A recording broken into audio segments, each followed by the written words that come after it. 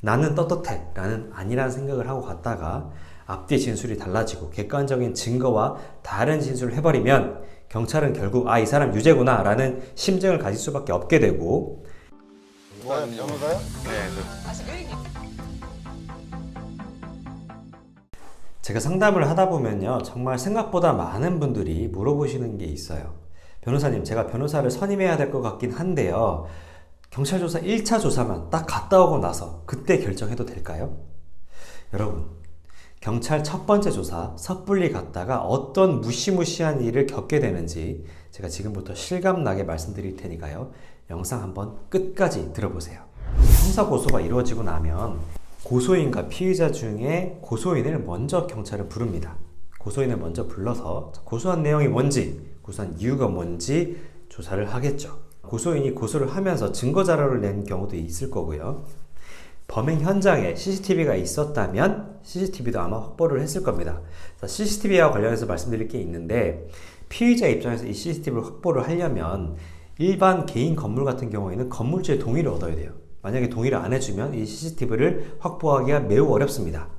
그리고 공공 CCTV, 길거리에 설치되어 있는 이런 공공 CCTV 같은 경우에는 구청에다 요청을 해야 되는데 경찰의 동의가 없으면 이것도 받기가 매우 어렵죠. 자, 그런데 경찰은 일반 건물에 있는 CCTV든 공공 CCTV든 확보하기가 매우 쉽습니다. 왜냐하면 협조를 아무래도 더 잘해줄 거잖아요.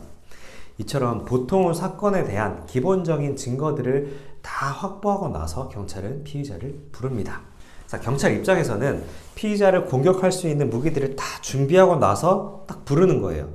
그런데 피해자는 아무 준비 없이 조사에 임한다? 그럼 어떻게 될까요? 많은 분들이 또 착각하는 게 있는데, 내가 떳떳하면 경찰도 다 알아주지 않을까? 이런 생각을 좀 많이 하시더라고요. 근데 마치 경찰이 판사처럼 매우 중립적인 입장에서 사건을 봐줄 거라 이렇게 많이 믿고들 계시던데요. 한번 잘 생각을 해보세요. 경찰은 고소장이 접수가 되면 일종의 민원이 접수가 된 거잖아요. 경찰은 이 민원을 처리할 입장에 있는 공무원이고요. 고소장이라는 민원은 A라는 사람을 처벌해달라는 청구입니다. 그래서 경찰은 일단은 고소인의 말이 진실이라고 믿고 사건을 파면서 이 민원을 처리하게 되겠죠. 위에서 말씀드렸듯이 고소인의 말을 먼저 들어본다고 했잖아요. 그러면서 어느 정도 고소인의 입장에서 이 사건을 바라보게 되는 선입견이 생길 수밖에 없는 구조입니다. 그래서 피의자 수사도 고소인의 입장에서 일단 시작이 되는 거예요. 50대 50, 딱 이 중간에서 시작되는 것은 아니라는 겁니다. 자, 안 그래도 고소인 측에서 조사를 시작을 하는데, 만약 고소인은 조리 있게 사건 내용을 잘 설명을 하는데 피의자는 앞뒤 진술이 다르고 허둥지둥 된다? 경찰이 사건을 과연 어떻게 볼까요? 내가 떳떳한 게 중요한 게 아닙니다. 얼마나 내 상황을 조리 있게 잘 설명을 하느냐, 고소인의 주장에 논리적으로 반박을 하느냐, 이게 중요한 거예요. 특히 당사자들의 진술밖에 없는 성범죄 같은 경우에는 고소인의 말을 더 잘 믿어주고 이러한 경향이 더욱더 강합니다. 경찰은 고소인 조사를 먼저 한다고 했죠. CCTV 같은 증거도 미리 확보를 한다고 제가 말씀드렸죠. 자, 그럼 피의자를 불렀을 때 이러한 정보들을 다 사전에 공개를 하고 조사를 시작할까요? 절대 아닙니다. 경찰은 아무렇지도 않은 듯 질문을 툭툭 던지게 됩니다. 이미 확보한 증거들을 바탕으로 해서 이 사람이 거짓말을 하나 안 하나 덫을 놓고 기다리는 거예요. 피의자가 생각 없이 답변을 했다가 경찰이 이미 확보했던 증거와 상치되는 진술을 한다면 옳다구나 하면서 경찰에 놓은 덫에 걸려 들어가게 되는 겁니다. 그렇게 증거와 다른 말을 하고 나서 경찰은 그제서야 증거를 보여주는 겁니다.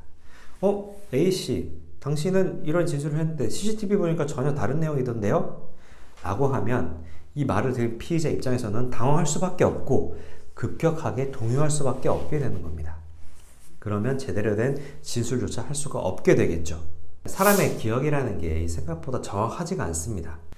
자, 지난주에 있었던 일도 꼬치꼬치 캐물어 보면 잘 생각이 안 나는 경우가 많은데, 고소된 사건이 만약에 한 달 전, 두 달 전의 일이다? 그러면 이런 모든 일들이 잘 생각이 날까요?